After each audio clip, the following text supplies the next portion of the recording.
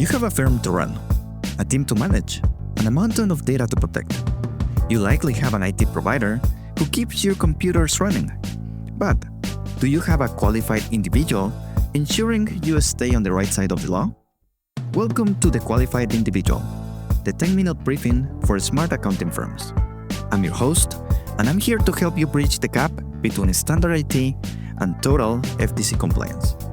Every episode, we strip away the jargon to talk about the FTC Safeguards Rule, the hidden risks your MSP is likely missing, and the strategies that protect your client data and your personal liability. So, let's grab your coffee and let's get to work.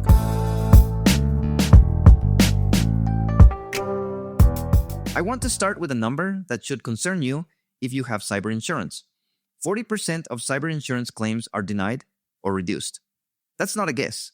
That's from the insurance industry.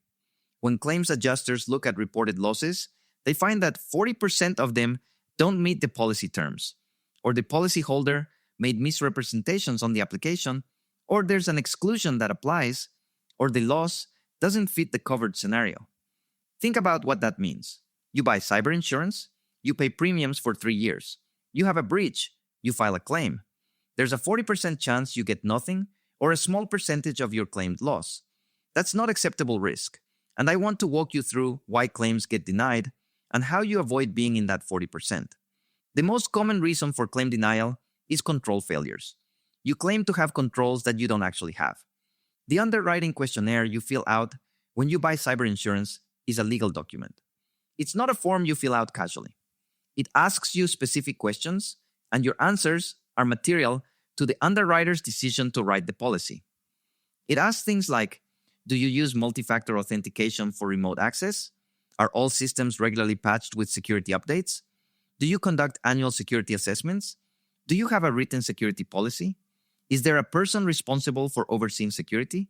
Do you monitor administrative activity on your systems? Do you have an incident response plan? When you answer yes, you're saying to the underwriter, we have this control in place. You can count on this control existing in our environment. If you answer yes, and you don't actually have that control, you've made a material misrepresentation. Then, when a breach occurs and you file a claim, the insurer investigates. They ask to see your multi-factor authentication logs. They ask to see your patch management records.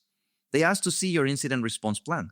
If you can't produce evidence of the control, the insurer says, you misrepresented this on the application. We're denying your claim based on material misrepresentation. I've seen this dozens of times. A firm answers yes to, do you have MFA enabled for all remote access? Because they installed MFA on one remote access portal. But they have 3 other remote access methods without MFA. Technically, they do have MFA, but not for all remote access. The insurer interprets this as a misrepresentation. Or a firm answers yes to, do you conduct annual security assessments? Because they feel like their MSP is looking at security. But there's no formal, documented assessment. When the breach happens and the insurer asks to see the assessment, the firm can't produce it. The insurer denies the claim. The second common reason is insufficient documentation. Even if you have controls, you need evidence that you have them. And let's say you actually do have multi-factor authentication. You're using it, but you don't have logs showing that MFA is configured. You don't have documentation of which systems have MFA. You don't have a policy saying MFA is required for remote access. When the insurer asks, can you prove that you have MFA? You can't provide evidence. The insurer then argues that you can't verify you had the control in place when the loss occurred. They're less likely to pay, or they negotiate a partial recovery. Good documentation means you have a policy saying MFA is required for remote access. You have logs or screenshots showing MFA is configured on each remote access system. You have training records showing staff members have been trained on MFA. You have quarterly reviews signed by your qualified individual confirming that MFA is active and being used. When the insurer asks, you can produce all of this in a folder labeled MFA implementation. That folder is your defense. The third reason is exclusions in the policy. Cyber insurance policies have exclusions. Common ones include claims arising from failure to patch known vulnerabilities, claims arising from social engineering or phishing, claims arising from employee dishonesty, which is usually covered separately, claims arising from business email compromise if the firm failed to implement anti-phishing controls, and claims arising from third-party vendor failures if the firm didn't have vendor management controls. When a breach happens, the insurer looks at the cause. Did it happen because you didn't patch a known vulnerability? That's excluded. Did it happen because your staff fell for a phishing email and had no phishing controls in place? That's excluded. Here's a common scenario. Attackers compromise a staff member's email through social engineering. The staff member clicks a phishing link, the attacker gains access, they move laterally through your network. They access client data. The firm files a claim. The insurer says, this loss resulted from a phishing attack. Your policy excludes business email compromise losses, unless you had documented phishing controls in place. You don't have documented phishing training. You don't have email security controls configured. You don't have a policy about reporting suspicious emails. This loss is excluded. Claim denied. The fourth reason is lack of incident response coordination. When a breach happens, you have responsibilities. You need to notify affected customers. You need to notify law enforcement, if appropriate. You need to cooperate with your insurer's investigation. You need to involve the insurer's counsel and their incident response team. If you don't follow these procedures, if you hire your own forensic firm without notifying the insurer, or if you notify clients before notifying the insurer, or if you don't cooperate with the investigation, the insurer might argue that you violated your policy obligations. They might reduce the payout or deny the claim. The way you avoid this is with a documented incident response plan that includes specific steps. In the event of a suspected security incident, immediately notify your cyber insurance broker and the insurance company's claims hotline.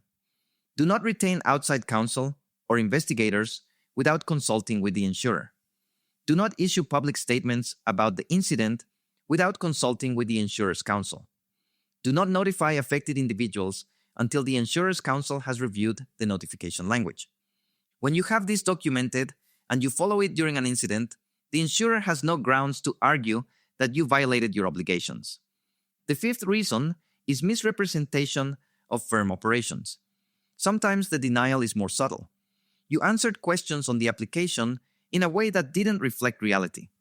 For example, do you have written security policies? You answered yes, but your policy is a downloaded template from the internet that you never customized. You never discussed it with your team. You never trained on it. It doesn't describe your actual practices. When the insurer reviews it, they see that it doesn't match your actual operations. These misrepresentations, even if unintentional, give the insurer ammunition to deny your claim. So how do you avoid claim denial? Here's the formula for avoiding the 40% denial rate.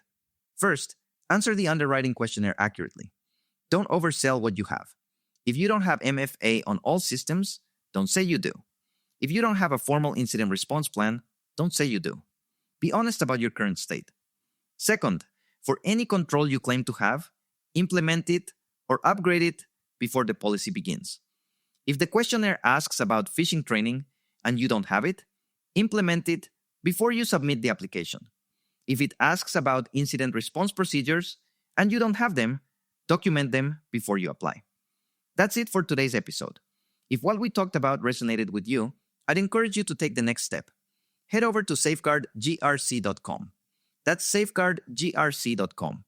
It's the platform I built specifically for CPA firms to manage everything we've been discussing. Your risk assessments, your policies, your access reviews, your vendor oversight, your training documentation.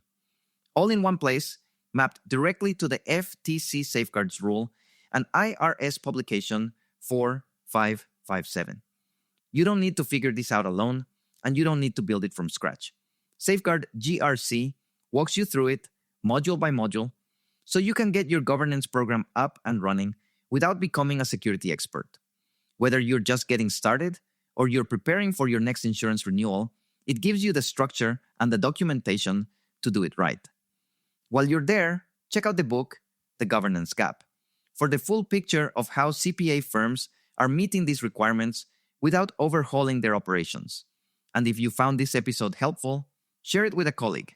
Chances are, they're dealing with the same questions you are. Thanks for listening. I'll see you in the next one.